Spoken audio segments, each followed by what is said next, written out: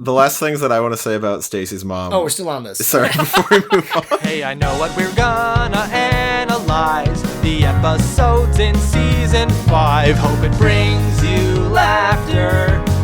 This is Afterferb. I feel mom power. Go to your room. Oh, hey guys, didn't see you there. It's Alex. It's Andrew. It's Zach. Are you in a mom suit as we speak? I don't know. Maybe I am, maybe I'm not. This is why we don't record video, and the audience will never know if I'm wearing a mom suit or a Candace Open to suit. interpretation on a podcast. Love to see it. I mean, Zach, you've been in a Lawrence suit every episode, and I haven't said anything about it. That's just how I dress. I love Lawrence, okay? Welcome to Afterferb. All right, so What a cold open. we got 2 episodes to talk. Well, I get 1 episode and 2, as is normally the case, and I actually want to start by pointing out a similarity between the 2 of them.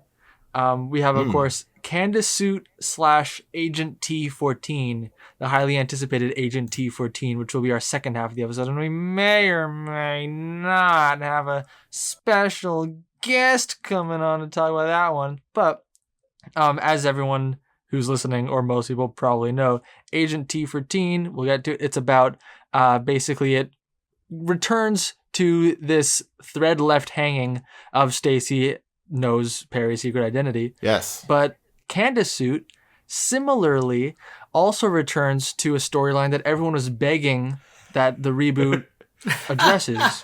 The liquefied... The Buford molds. Which is the fact that Buford has a bunch of molds. And we were all saying, well, if they're doing season 5, they better return to the fact that Buford has a bunch of molds. They better reference Doofapus.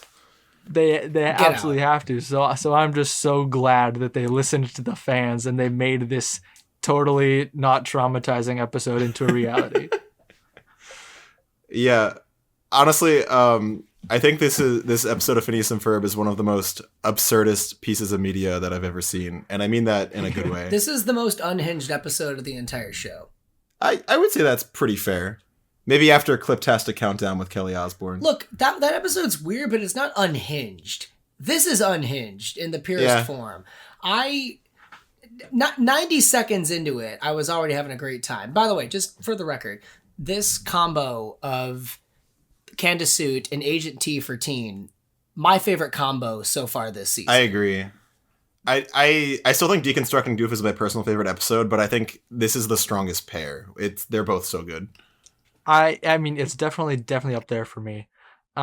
Because I think part of what makes it work, even though it is weird and bordering on gross in certain points, is the fact that it bordering the fact that it's actually like a logical sequence of events for the show to take, and the fact that Candace being like, oh, I need to trick the mysterious force into thinking that my mom isn't my mom, and by having her dress up as me, is actually a very kind of like, oh, I guess that is another great inventive new strategy that Candace could try. And it kind of just naturally takes her onto this disgusting pathway. So it's not just gross out humor for the sake of it, but it grosses you out for the plot. What is fun is that a lot of the characters, they aren't really disturbed by it. They're just like, they're more confused by the number of Candace Suits rather than the existence of a Candace Suit. They're a little disturbed by it. One of my favorite moments is when like Phineas and Ferb and Isabella come back in and they see the Candace Suits and they're like, "Oh, gross!" And then they're like, "We're putting them on, aren't we?" And Phineas goes, "Duh!" Like, yeah. But then there's the bit with Linda where Linda's like, "Candace, this raises a concerning question. Why doesn't just Stacy do it?" Yeah, like they're not gonna say, "Hey, what the heck? Why do you have these?" I feel like the episode acknowledges that it's disturbing, like just enough to assure the viewer that the viewer isn't crazy, but not so much that it's going to actually impede any character from going through with the plan.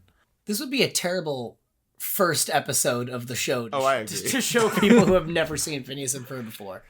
Yeah, not possible. That scene, we were talking about Phineas saying duh. I think Isabella says duh at the exact same time. They're both on the very, very same wavelength of trying them on.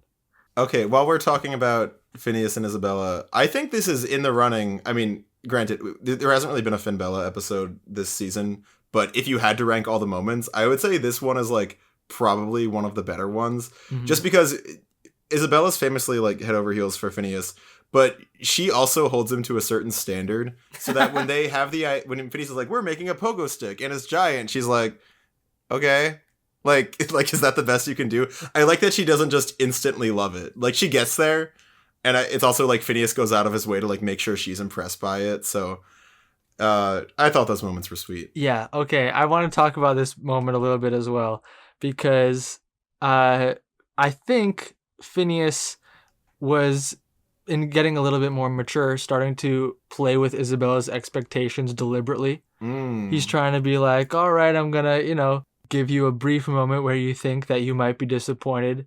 And so that then he kind of is giving her the payoff a little bit when they blast off into outer space.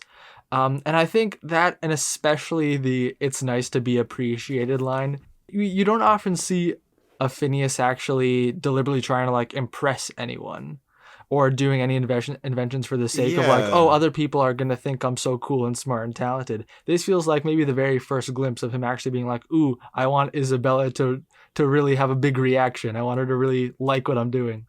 No, it definitely feels more present, like that, like what you're describing is more present here in season 5. Like he's trying to show off. Yeah, like I feel like this might be the beginning of Phineas like liking Isabella, even if he's not totally sure, like, or even aware of it. Like, he definitely does value her opinion more than other people's. I do want to just really quickly talk about Phineas at the beginning of this episode, because it gave me one of the biggest laughs from the show's history. I know the writers work hard on the show, but there have been a couple lines this season where it doesn't feel like the writers are phoning it in, but it's like, I'm just going to put this here, and it stays in the script. And it's like, we're building a pogo stick, but, big. And I think that set me over the edge, because, that is just what Phineas and Ferb do. They build things and make them, big. I don't know why I found that so funny. I feel like every big idea that they had for this entire season, regardless of how good it was, they're like, we'll fit it in somehow. Like, the bread bowl hot tub is stupid, so we'll make a joke out of it. The pogo stick, but big, is like a little bit cliche, so we'll make Phineas have to prove it to Isabella.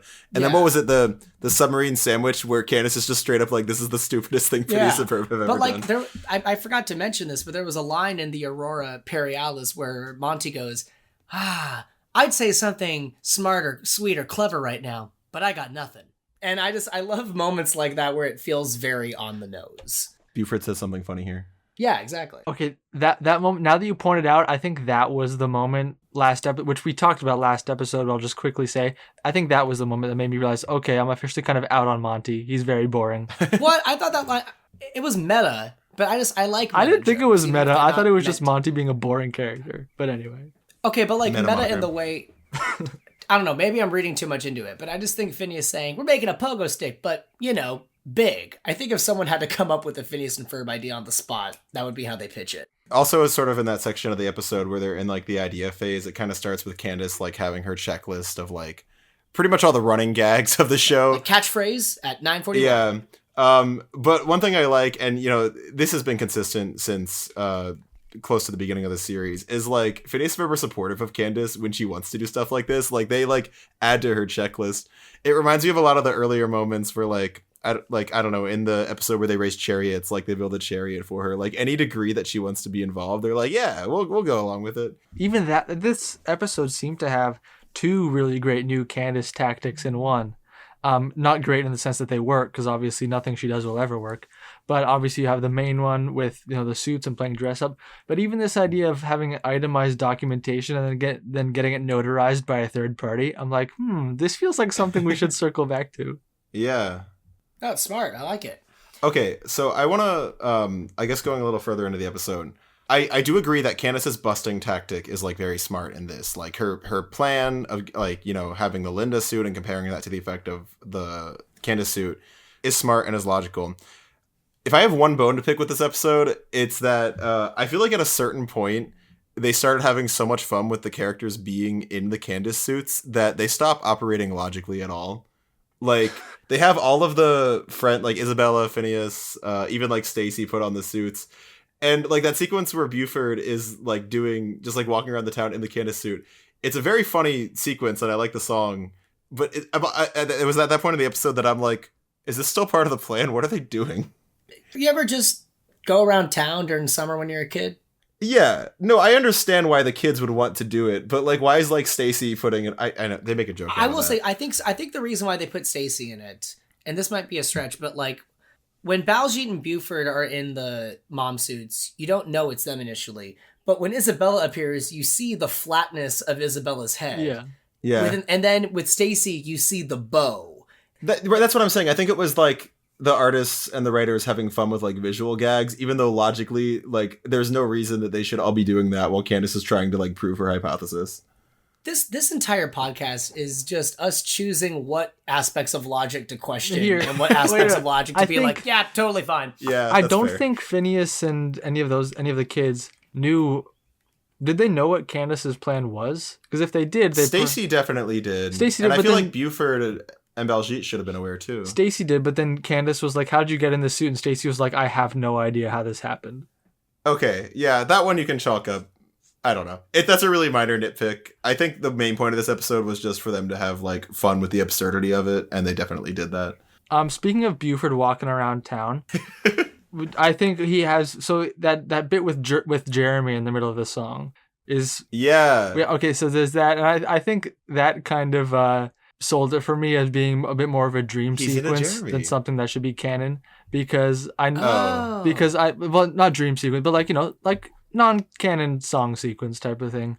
Well, he did turn into Maria von Trapp from The Sound of Music for a second there. That was such a fun random little reference. Yeah, specifically because I'm like, all right, there's no way that Jeremy would actually be sharing a milkshake with Buford in a Candace suit, as if he couldn't tell that it wasn't really Candace. I don't know if that's intentionally how it was played. I mean, like, so it reminds me... Is it diegetic or is it not? So one thing we would have in the favor of that not being diegetic is there's that episode where Candace is like... Is it where she's stuck to... No, I'm thinking of the episode where she's stuck to Jeremy and then Stacy pretends not to notice, but she does notice. I don't think there's actually an instance where Jeremy has shown that he's completely aware of everything. I would like to believe that that really happened just because it's more of Buford flirting with Jeremy. But then also that implies that if that actually happened, something else that happened is that Bobby Fabulous thinks he killed a teenage girl. And he's a celebrity. He's probably like, oh, I'll gotta cover this up along with the rest of the scandals. Yeah, it was. I was excited to see Bobby Fabulous again, but then I was like, oh my God, does he think that he just committed a horrific crime? Where does he go from here? What happens to Love? We cut to a later episode where he's like racked with guilt about this murder he committed. Dr. Shammai has a new patient. Because, okay, one thing about this episode is, for as absurd as it is, I'm pretty sure it's setting up like a legitimate follow-up. And yes. I mean... Well, there is an episode called Return of the Candace Suit later this season. Yeah, so it's not even really speculation. They are bringing it back. They did like the classic, like, the end with a question mark at the end. You know what it kind of feels like? It feels like the end of Lord of the Firesides, where Melissa's screams on top. I don't think so. No, the Melissa one, that was definitely just a non sequitur. This one, because... No, let us have this, Alex. Let us have this. Because Doofenshmirtz, shot the leftover Candace suit with the Alivenator or whatever it was called, and it starts like going up, becoming alive. And that's the very obvious cliffhanger. And isn't the next one called Attack of the Candace suit? Yeah, you're right. Yeah. What if all of the loose threads this season culminated? So, like, there's an episode where it's like the potato salad monster and the sentient Candace suit and Melissa, like, and Melissa from Lord of the Fires. I feel like there's probably and someone kicking an orange into the Bread Bowl hot tub all happened at the same time. Yeah. This is all just set up. It's all set up. Like, we haven't even gotten to the We could be in for like the best season finale of all time. I feel like Milo Murphy's Law kind of did stuff like that. They would constantly reference like the llama incident, and then they had the episode that actually did it. Yeah. I don't think this is going for quite the same level of serialization, but it does seem at least a little bit serialized this season. They are returning the Candace suit, which part of me has to think that the writer that pitched this also pitched Attack of the Candace suit. And they're in the writer's room, they were just like, why? Why is this the hill that you're dying on? The one part relating to the suits that I honestly wish they spent more time on was the kids doing impressions of Candace, because that was really funny. Because that felt like the reason, like the most fun reason to wear the suits is immediately you got Buford going, "Oh hi, I'm Candace and you're so busted," and then you have Isabella, and this was the funniest one I think to me. I'm obsessed with Ducky Momo, and I'm 16 years old. A very funny Hey, sentence. there's nothing wrong with being obsessed with a piece of children's media and being adult. I know. Welcome to Afterferb. I read it, yes, of course, but I understood it to be kind of simultaneously, Isabella's making fun of Candace for liking Ducky Momo, and also Isabella is enjoying pretending that she's 16 years old because she's like only 11. And I wish they spent more time. I wanted to see Baljeet and Phineas and Ferb also do their fun impressions. It would have been fun to have Buford be like, you're so busted, and Isabella be like, I like Ducky Momo and I'm 16 years old, and Baljeet be like, and I like oranges. What? I saw her eat one time. Or have like some non sequitur where Baljeet tries to do the bit and it doesn't land. We kind of see Baljeet and Buford their impression skills in that episode where not Phineas and Ferb? Yeah, not Phineas and Ferb, where they're dressing as Phineas and Ferb to fool Albert.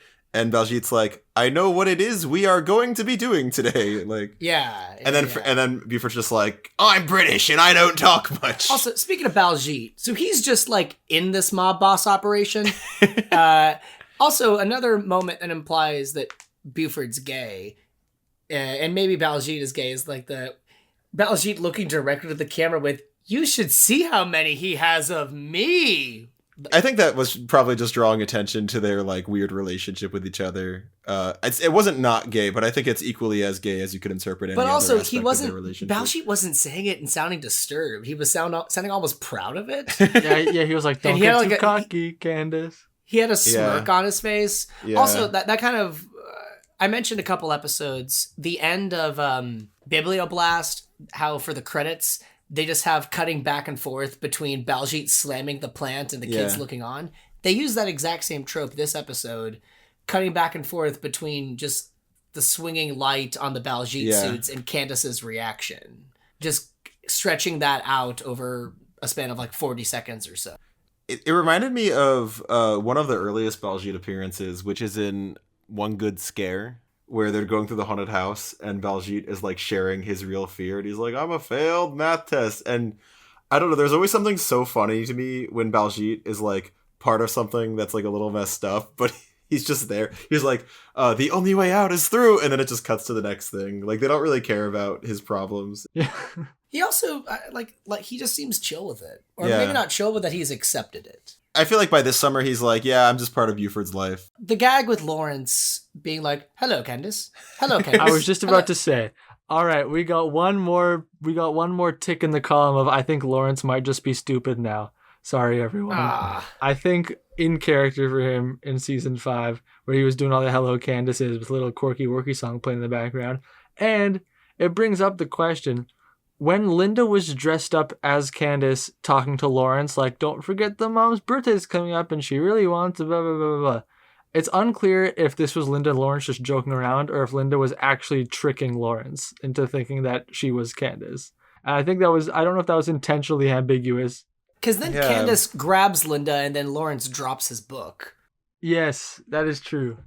Yeah, I think it was meant to be played as he legitimately thought he was talking to Candace. I don't love that every single Lawrence appearance is him being kind of stupid. However, I do think among his oblivious dad jokes this season, this was one of the funniest ones to me personally. I agree with that. No, like the joke landed. I just don't like what it means for the character. I also like that Buford has called Lawrence Chief twice this season now. Yeah, what's up with that? They've adopted some more like modern vernacular. Like people call each other like Chief and Boss now. Yeah, that was not normally the term of endearment you'd use for your friend's dad. At least not in my experience. What do you usually call your friend's dad? As opposed to the normal term of it. What is the normal term of endearment that you use for your friend's dad? No, please enlighten me. Bro. Me. I do not call my friend's dad bro. I'm kidding. It makes more sense than Chief. South. What do you? That would have get smacked upside the head with some. Alex, raisins. did you think that me and my bro were taking care of things was about Phineas and Lawrence? No, it's about Buford and Lawrence. Anyway. Oh, yes. But I do think like Chief is objectively. Can we all agree? Like that's something that maybe a dad would call their kid's friend, but not the other way around. That's like a nickname for a kid. Like way to go, champ, or something. You know. Champ. Ugh. Sport. Yeah, way to go, sport. We have not even talked about Doof and Perry yet. Go right ahead. Well, I mean, granted, the Doof and Perry stuff is definitely less interesting than the other disturbing things happening in this episode. But you know what? I mentioned this last episode. I'm a sucker for Doof and Perry working together. And I liked them dealing with yet another instance of potato salad. Yeah, I think this was a rare example where I found the A plot a lot more interesting than the Doof plot. The only note that I wrote is more potato salad. That's weirdly become a running theme with Doofenshmirtz this season. I think that's also the only note I wrote for Doofen. And I just think it's the A plot was so unhinged and so insane. Yeah. That the B plot, it did take a backseat in this one, just because if you're focusing on the B plot as a viewer, you're not focusing on it, because in the back of your head, you're still thinking, what the hell is going on with the A plot? Yeah, I think part of the reason for that, and this was probably also to save time, is as soon as Perry shows up, Doofenshmirtz has already got himself into a mess with his Inator. He's already been like, oh, I built this revive my leftovers Inator, and already I'm facing a potato salad monster. Normally that's the type of thing that would happen while Perry's there. They're getting a lot more flexible in general this season with how much time they need to allot to the context of things. Like, if they want to spend half an episode devising what the big ideas and what the Doofenshmirtz plot is, they will. But they're also totally fine to just, like, start midway through, or in the case of, like, Tropey McTropeface, like, basically at the end. And I think it's cool that they feel comfortable doing that. We also found out that Carl doesn't take any breaks. I was literally about to say that, but I was like, there's no way to segue this. But Alex, you took the bullet for me. I appreciate that. Just last episode. Oh, no, sorry, not literally last episode. A very recent episode was Carl being like, I think my career just took a big step forward. My conditions at Alco will improve because I'm going to not have to pay for parking anymore.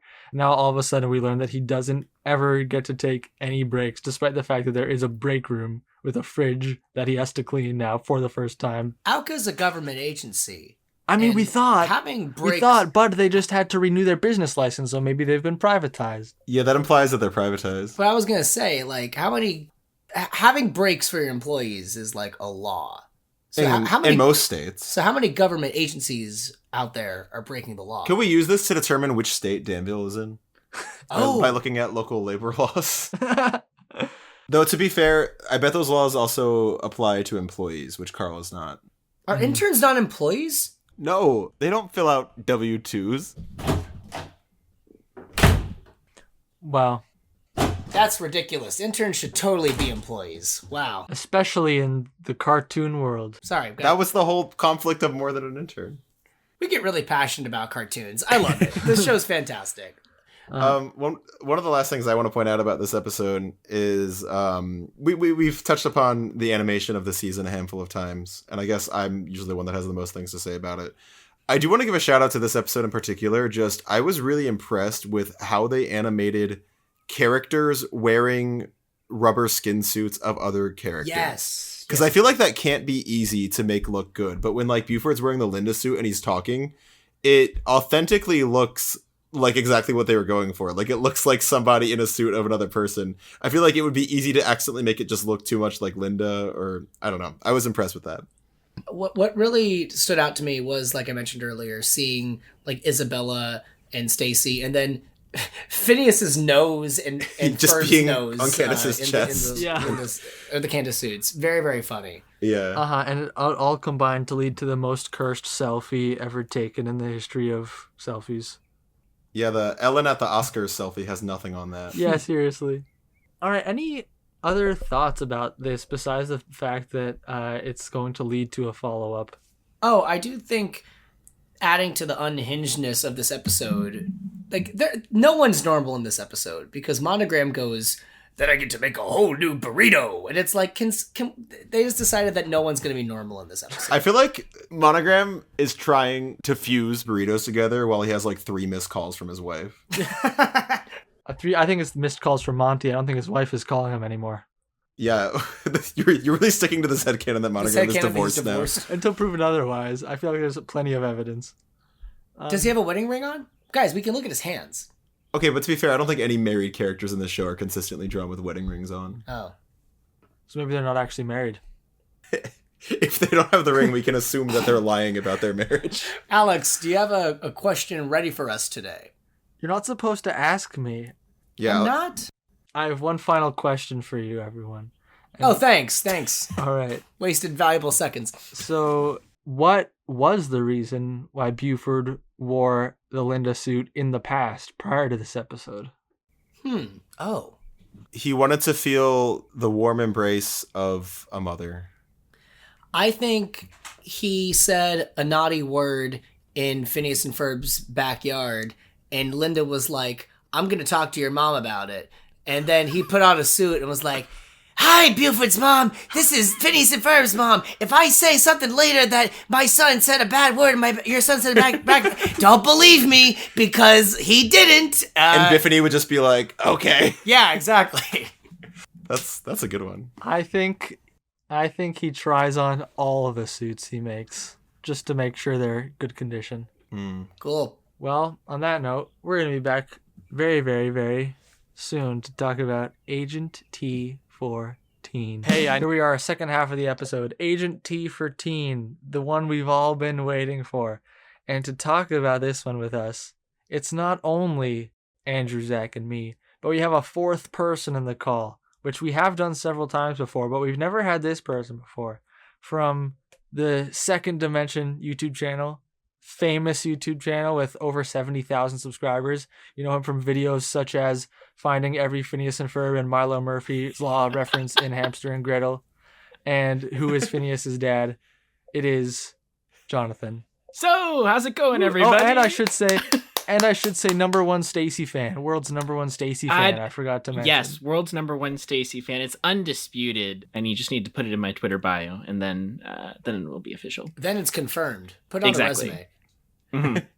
Jonathan, tell everyone about your Phineas and Ferb history. Yeah, so I got into Phineas and Ferb definitely later than most people, I feel like. I think the first episode of the show that I consciously remember was the one where Doof is going Grievel, and the story is that his mother would not let him swim in public pools.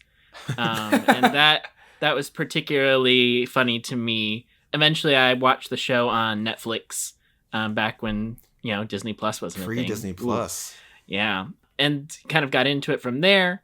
And eventually, I kept tabs on it, especially through season 4. But it wasn't really until Milo Murphy's Law came around in 2016. And the whole first season had basically come out, most of it. And I learned about the Doofenshmirtz appearance in the show, spoilers. And I became very curious about this. And then I started watching the show just on lunch at school on my phone. One of possibly a dozen people to learn about Phineas and Ferb from Milo Murphy's Law, and not the opposite. Right. Because I had always liked Phineas and Ferb and watched it, but I wouldn't say I was a diehard fan or anything. And then as I grew into Milo, I watched this really bad YouTube video about the Phineas and Ferb crossover that was upcoming, and it was one of the worst YouTube videos that I'd ever seen. I saw it had 500,000 views, and I said, I can make something better than this in a day or two, and so I did, and that's the first video on my channel. It's still up, the Phineas and Ferb crossover timeline explained, and then from there, nice. The breakthrough success took the channel into, at first, it was a channel just to cover Milo and its airing, which was absolutely wild. Yes, it was. And then it kind of turned into, talking more about animation as a whole, kind of grew, especially with Candace Against the Universe coming out. And I did it full time for 2 years. I still, it's been a hot minute since I posted a video. I have a couple things in the works right now with the return of Phineas and Ferb. I don't want to overshare my hand because we know how these things do or don't pan out. Bad at poker. Yeah, exactly. But I've really enjoyed being a part of the Phineas and Ferb and the Milo fandom. They're very intertwined. For sure. And I think there's so many misconceptions by the Phineas and Ferb. I'll say normies. That I really like to make videos to correct one of my most popular videos is about Return to the Second Dimension. And it's just explaining what happened, and it did really well because the normies didn't see it. Yeah. One of the reasons that I wanted to bring up in the earlier half of this episode that Phineas and Ferb are generally supportive of Candace is I feel like it's a normie take for people to be like, Phineas and Ferb were gaslighting their sister. And I'm like, no, they weren't. I hate that take. You weren't watching the show. No, 100%. They do not want to make Candace upset intentionally. They are just living their lives.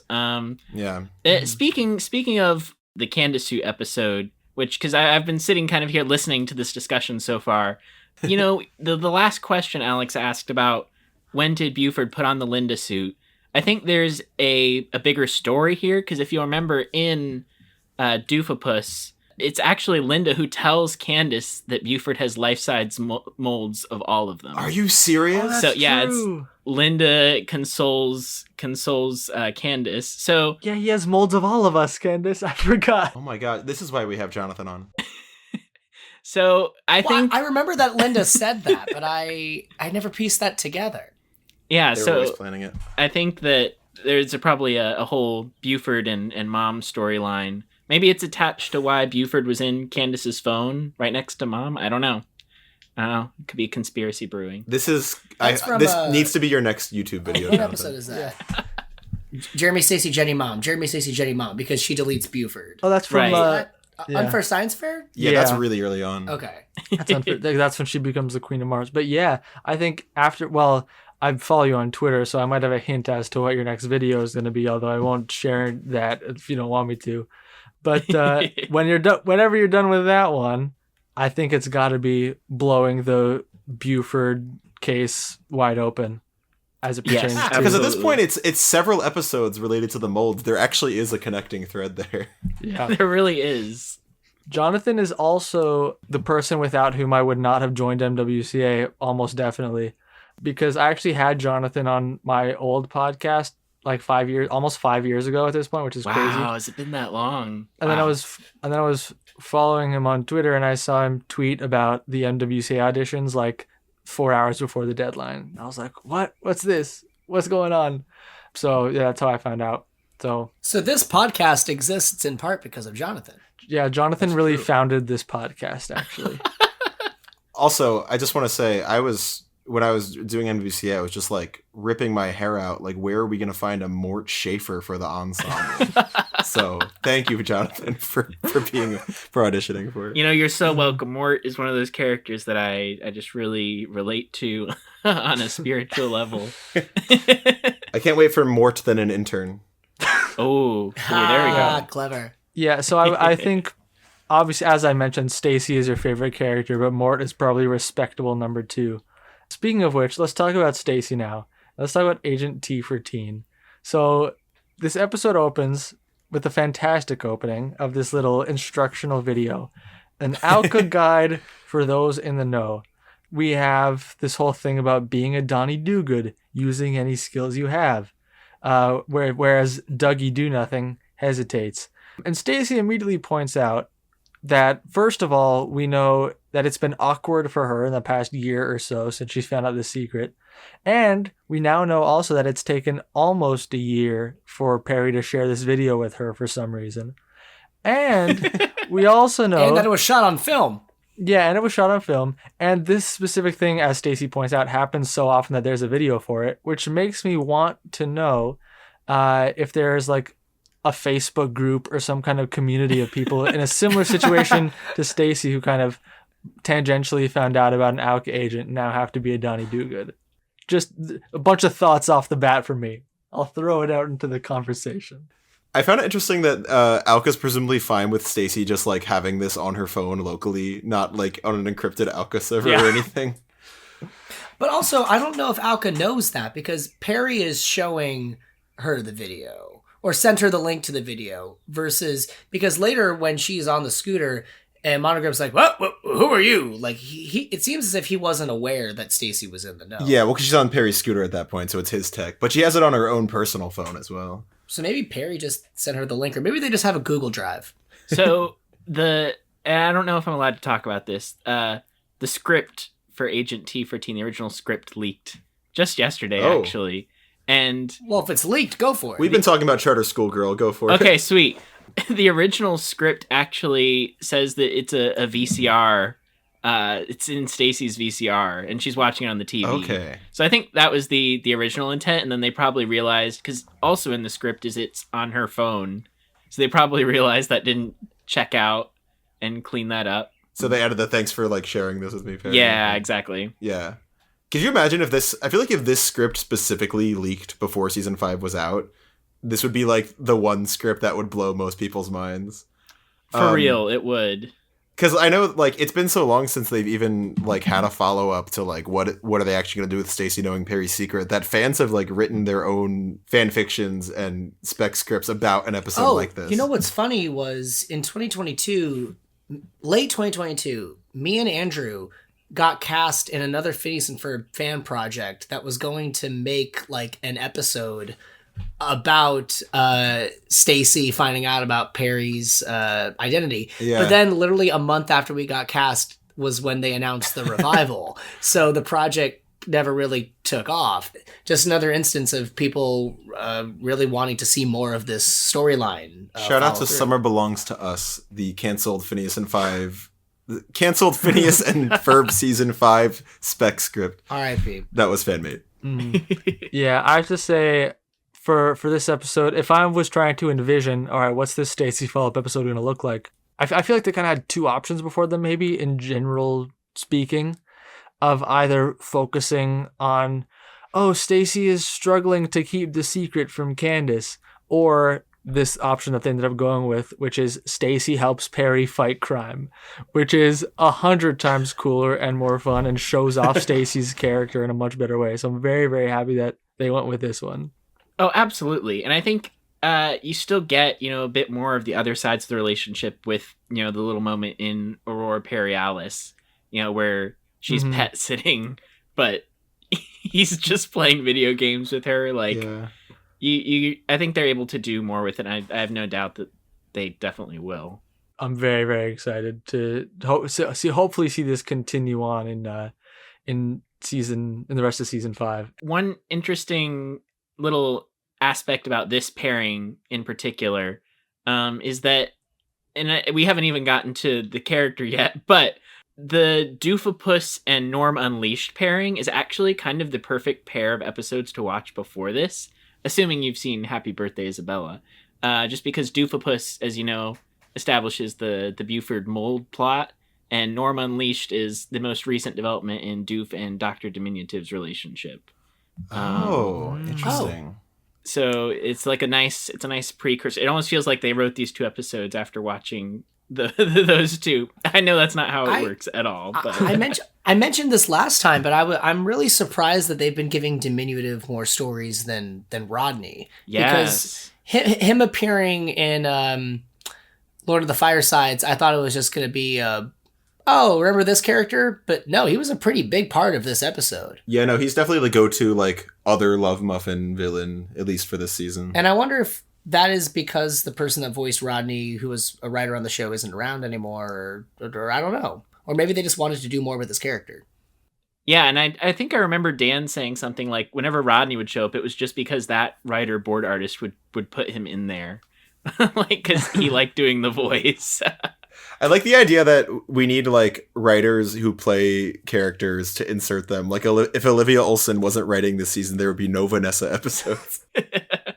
Another very important thing we have to bring up is that Stacy's mom is officially back. Yes! She's there. She has returned.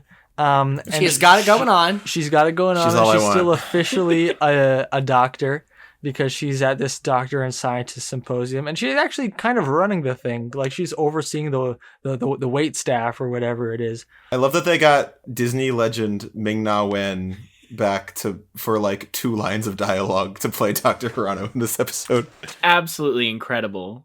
Yeah, I guess I'll you take this as a moment to talk about Stacy's mom. If you're unaware, for April Fool's Day in 2023, the MWCA channel posted a Stacy's Mom parody. This is a parody of the song Stacy's Mom by Fountains of Wayne, where of course, Stacy's mom has got it going on. And to really sell the parody, I contacted more than 100 artists in the Phineas and Ferb fandom to draw I don't want to say lewd, but just like, you know, pictures Fan of artwork.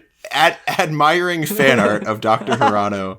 So I've become kind of obsessed with this character who has almost no dialogue throughout the run. You ended of up on the Phineas and Ferb. news because of it. Yeah, when Zach and I Kind of. went to the Hollywood Walk of Fame star ceremony for Ming-Na Wen, people were there with like, you know, like Funko Pops of Mulan and like stuff from The Mandalorian or like Marvel stuff for her to sign, and I was there with a giant Stacy's mom sign with a picture of Stacy's mom from Phineas and Ferb, and then KTLA, the local news in LA, interviewed me, so I was on public television talking about this character. And since then, Ming-Na Wen has signed that poster. Yes, and then I got to meet Ming-Na Wen at like a random indie film screening in Glendale, and she signed it. I will say, Amazing. it's very surprising to me that we've seen Dink Winkerson, Stacy's mom, Dr. Diminutive, but we haven't seen Charlene. Yeah. Yeah. But she's been mentioned. Like, I feel like when She's mentioned in this episode. yeah, but when Dr. Diminutive said, "I'm easier to see than your ex-wife," yeah, So that's true. true. We've seen you twice this season, and we haven't seen Charlene at all. Like, that was just, I know that was a joke because of their divorce, but also, I kind of want to see Charlene. We even got a mention of Linda needing to return Charlene's cake pan. We got multiple Charlene mentions. I know, and we haven't seen her. The last things that I want to say about Stacy's mom. Oh, we're still on this. Sorry, before we move on. I'm sorry. I'm so sorry, but also I'm not. Stacy mentions Coltrane in this, and she refers to him as her boyfriend, so I guess that's official now. They're Yes. officially an item. Good for them. Love that. Corbin Blue's coming back. And so not to just keep name dropping, but I met Corbin Blue also like a year ago, and I asked him about Phineas and Ferb, but he seemed unaware that it was coming back with new episodes. But anyway, Corbin Blue's not coming back. so far we don't know. But Stacy, she's lying to Candace when she says that, but she makes up the fact that Coltrane is on the Venezuelan Olympic luge team.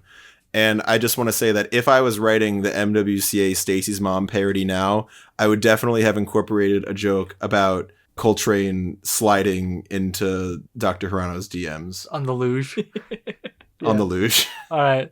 Okay, so let's talk about that for a second, about the Coltrane stuff. Actually, not too Sure. much, but I just have one thing to say, which is I found the way that line was structured very funny. The fact that Stacy refers to Coltrane as my boyfriend Coltrane, which is specifically designed clearly because the audience would have no idea who Coltrane is except for the real sickos like us. So she really has to specify. That's the one thing that stuck out to me about that. But That's true, yeah. You could also interpret it as Candace being so obsessed with her own goals that Stacy has neglected to even mention she's dating Coltrane officially until this moment a summer later. Do y'all think we should maybe talk about Stacy in this episode? Yeah. we're getting there. Okay. We're getting there. But it's giving the episode where Candace is on the phone with Stacy and she like is about to go bust the boys and she's like, "Oh, and by the way, happy birthday." Like it's giving that. It's like Yeah. Stacy's life just goes by for Candace. Maybe one day she'll be a better best friend. Yeah. Someday. All right.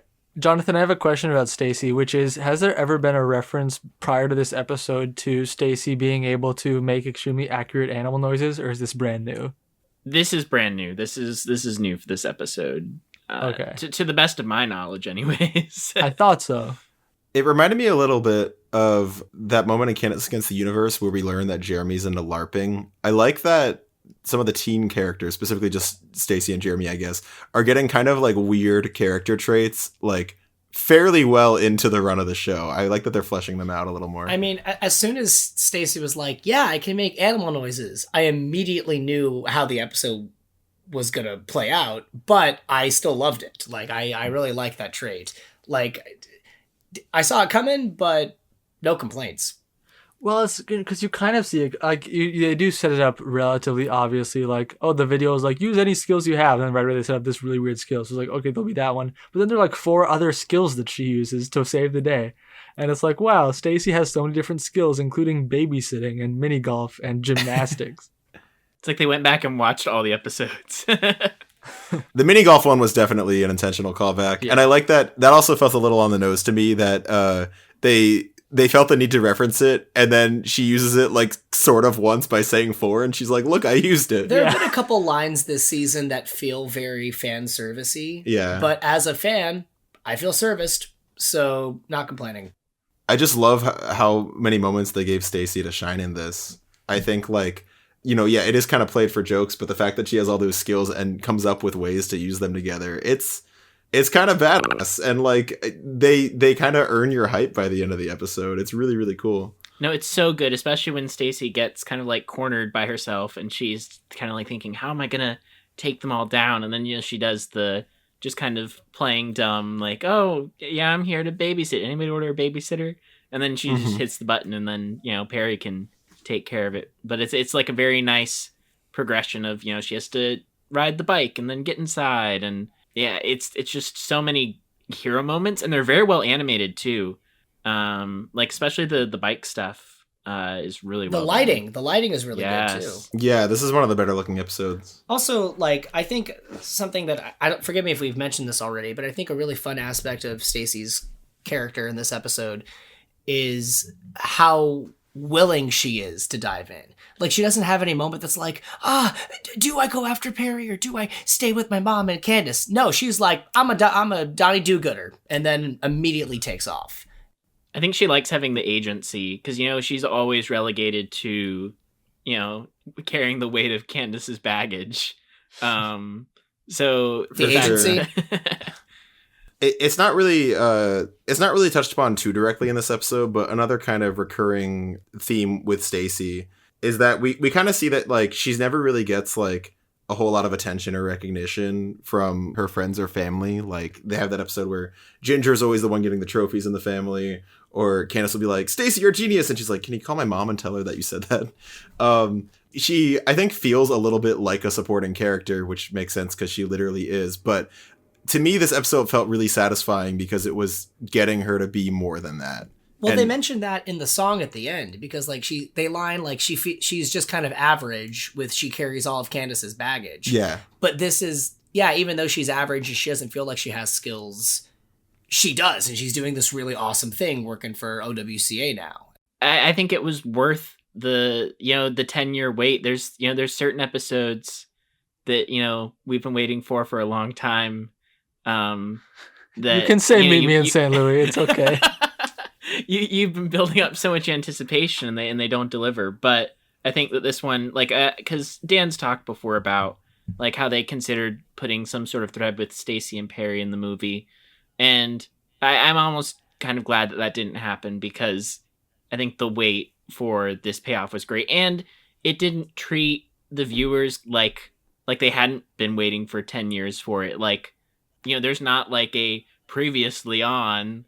There's no like corny flashback where Stacy like flashes back to the day or anything like that. It's just handled like this is the logical progression of events, which was kind of how Phineas and Ferb was as it got into season 4 anyways. But I just think it's really cool. I think the Alka informational video at the beginning was a really great choice because it was like a little bit of a refresher. Maybe even enough that a viewer who wasn't aware that this happened would have caught on. But it was like still, even if this had come an episode later, it would have been a joke they would have included regardless. Exactly. The funniest part of that was the follow. I was just gonna say the follow-up video where it's like use any skills that you have. For example, Carl here knows how to yo-yo, and he just clearly he doesn't know how to yo-yo. He's just so bad at it. He just tosses it. And the best part of that though is that Carl is just frowning the entire time. He's like, this won't go well, and then it doesn't go well. So funny. But I have a question. Which is not my final question. It's just a question, which is I'm still confused as to what is a tag and bag contest. I think it's like you now correct me if I'm wrong. It's like when there's a group of things and it's like your goal is to kind of like claim as many as possible before time runs out. Is generally that's like a tag and bag, right? That sounds right. Well, Google AI says it refers to the process of placing a body in a body bag and attaching an identification tag. So I don't think that's correct. I think that's exactly what it's referring to. That's what Buford. That's what Buford knows. Buford's very familiar with this. I think it's just a fun little rhyming device that the writers thought was funny. I don't know. Yeah, well, it definitely is a fun way. It was a fun way anyway to put Perry in genuine danger by you kind of have to bring in the rest of Love Muffin for that to ever be a genuine possibility. Because you actually really see Doofenshmirtz, and I know we've talked about this a few times, but is genuinely like apologetic, like, oh, sorry, I didn't realize they were going to actually try and hurt you, Perry the Platypus. That's my bad. Oh, I think I was thinking of Tag and Bag. I was thinking of the other way around, not Bag and Tag. Now it makes more sense.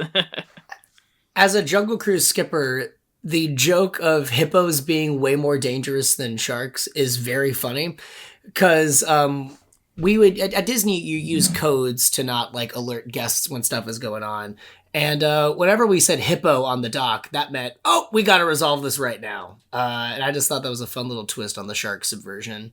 And as a skipper, I was like, yeah, that's accurate. It's interesting though, because even though yes, Doof is like, oh, I didn't want to put you in this actual trap.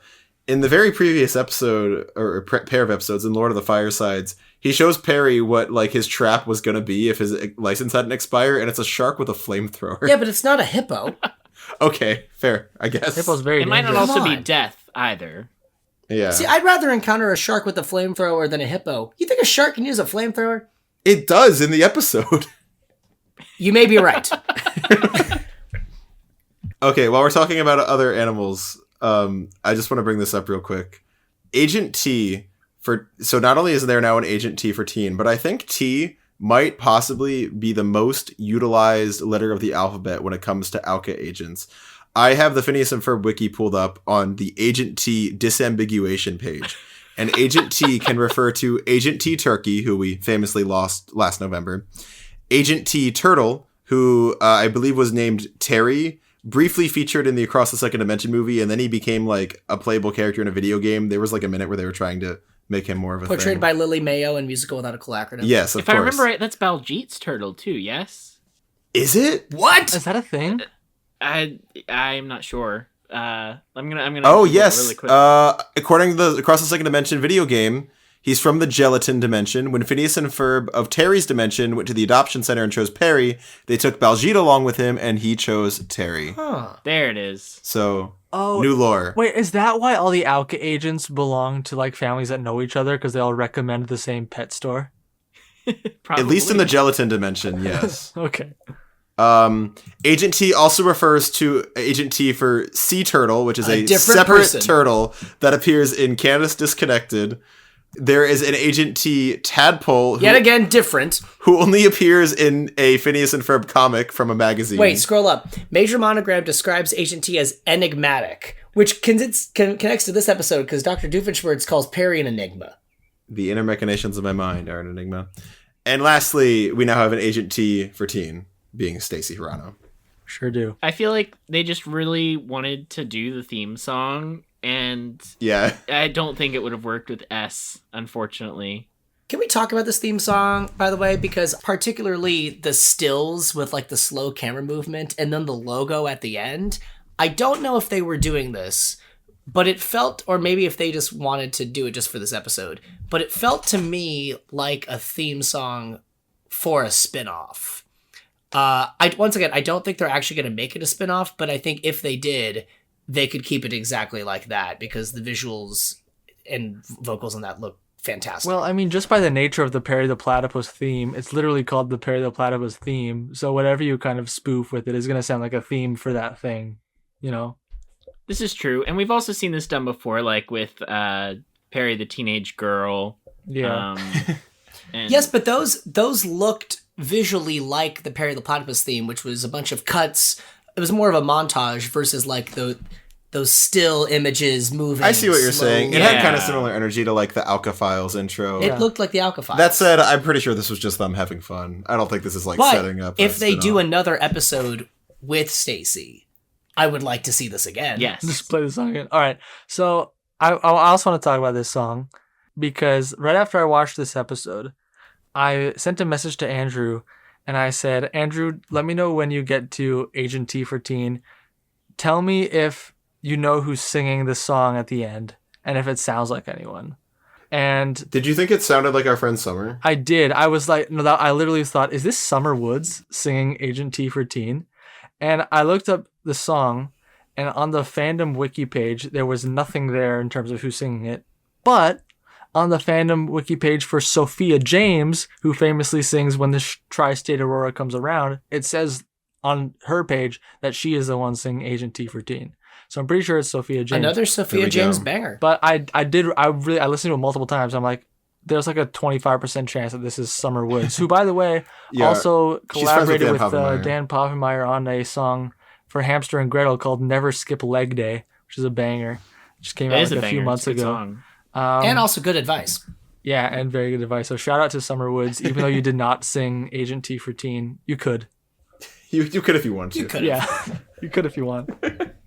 I know this is a different discussion, but Hamster and Gretel low-key has a number of banger songs that people don't talk about. We don't talk about Hamster. Could be worth a ranking video or something. I don't know. Ooh. Are you hinting at something? You never know. Our Phineas and Ferb knowledge, I would say, is pretty good on this podcast. Our Milo knowledge is like intermediate. Hamster and Gretel, I've seen 2 episodes. Yeah. I've watched like 7 episodes of Hamster and Gretel. And Jonathan, I'm under the impression this is a very unpopular opinion, but I really liked the pilot, and I think out of all the few episodes I watched, it was my favorite episode. The pilot is, for me, I think it's a good story. It's brought down by its pacing and the temp music that was not replaced in the final. Oh, don't they use Heartstrings to Hero from Candace Against the Universe? Yes, they did. Yeah. It was like all temp music. The Hamster Gretel pilot, to me, it had the energy that it was like 3 seasons into a show. Like, it's immediately like absurd and subverting things and messing with the status quo, and I'm like, we just met these characters. So that was why I felt it was a little jarring. But there are a few episodes of that show that I have enjoyed. Well, they do too, because they do the time skip, right? They get their powers, and then it's like, and we're a couple weeks, months in, so they jump past a lot of the classic superhero tropies of finding your powers, which is an interesting choice. It's exactly like how Hannah Montana starts with her already being famous. yeah, right. She already has fans. Yeah, it's very interesting. I think the show's is like, if you're interested in it, it's very consistent, if nothing else. So it's not like you're going to go on a wild quality journey. Like, if you like it, it's good all the way through. If you don't like it, I don't think it's going to get better for you. That's what I'll say. Anyway, if you want to hear more of our Hamster and Gretel takes, tune into After Gretel with Jonathan. Yeah.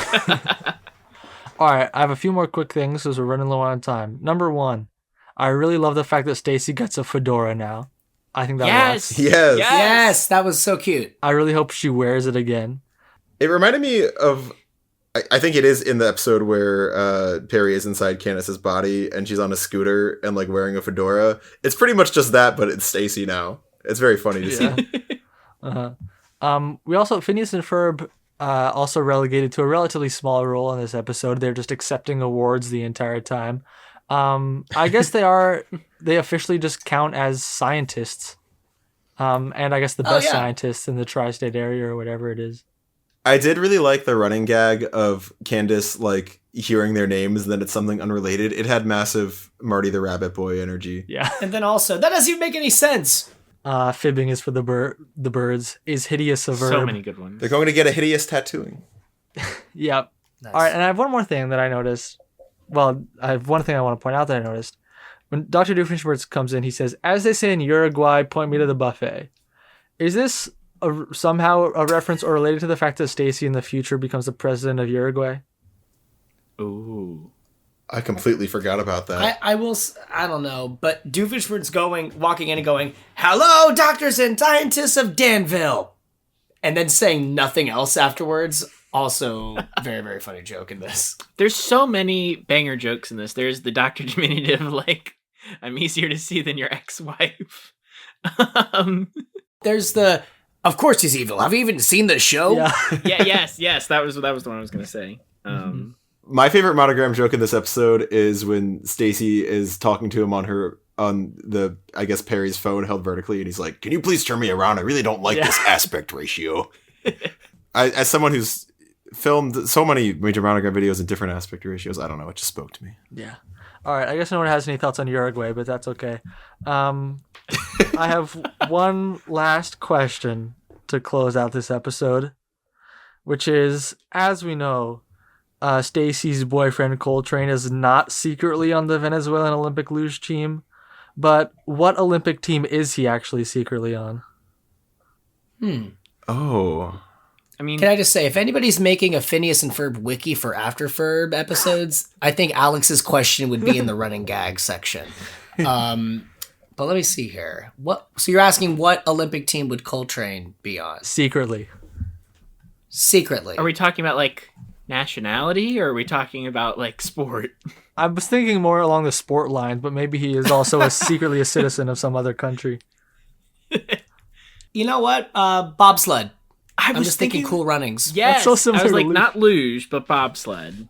Let's go, Jonathan. Yes. I think Winter Olympics, like, you kind of have to stay there. Like, you can't go to the Summer Olympics. You got to kind of just navigate. I think bobsled. It makes sense, right? Like, he seems like a team player. Yeah. Something about like disc throwing because he taught the Summer Rocks course. I don't know. I'm trying to think, if it's a secret, it's probably got to be one where he's on a big team where he can hide. So the bobsled, it could be because you're wearing helmets and you got your team there. But I'm thinking maybe one of those enormous boats, like one of those rowboats where you've got like 20 people on it and you're all moving in sync with each other. It's kind of like, who's going to be able to point out Coltrane in there? Not me. Oh, yeah. Well, that pretty much brings us to the end of this episode of Afterferb. Jonathan, time to plug. Yeah, you can subscribe on YouTube at The Second Dimension. Twitter's where I post the most right now. At the second, I think it's at Second Dimension YT. Gosh, it's been a minute since I've looked at it. On Instagram as well, but you won't find much there. So yeah, hopefully new videos coming out soon. And if you like just interesting takes on Phineas and Ferb media, hopefully some more relevant ones coming soon. I can confirm it is at Second Dimension YT on Twitter. I've got it pulled up. Thanks for listening, everyone. Please rate the podcast 5 stars. Please like the podcast. Subscribe to the channel. Leave some nice comments. Try out some new hashtags. See if you can get something trending. And as we say at the end of every episode, Stacy's mom has got it going on. Saw that coming. Stacy's mom. And gotta go. Bye, everyone. Hey, I know what we're gonna analyze. The episodes in season 5. Hope it brings you laughter. This is